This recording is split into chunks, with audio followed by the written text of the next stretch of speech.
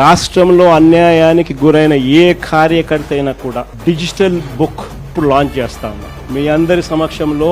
రేపొద్దున రాష్ట్రంలో ఎక్కడ ఎవరికి ఏ అన్యాయం ఇప్పటికే జరిగిన ఆ డిజిటల్ బుక్ను వీళ్ళు దీన్ని ఉపయోగించుకుని /digitalbook/vySRCP.com లోకి వెళ్ళి ఎంటర్ అయ్యి మీ ఫోన్ నెంబర్ను టైప్ చేయగానే ఓటీపీ వస్తుంది. దాన్ని ఎంటర్ చేయగానే లొకేషన్, కెమెరా, పర్మిషన్ అడుగుతుంది. అది మీరు ఇవ్వగానే మొదట మీకు జరిగిన అన్యాయం గురించి వివరాలు అడుగుతుంది, మీరు నమోదు చేయాలి.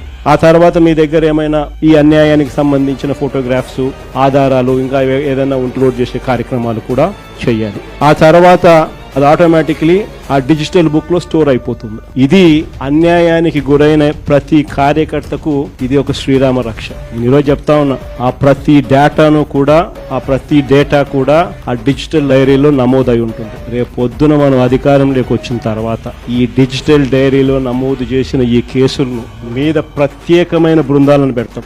అన్యాయం చేసిన వాళ్లను రిటైర్ అయిపోయి ఉన్నా కూడా, రాష్ట్రంలో వాళ్ళు లేకపోయినా కూడా, సప్త సముద్రాల అవతలున్న అందరినీ పిలిపిస్తాం.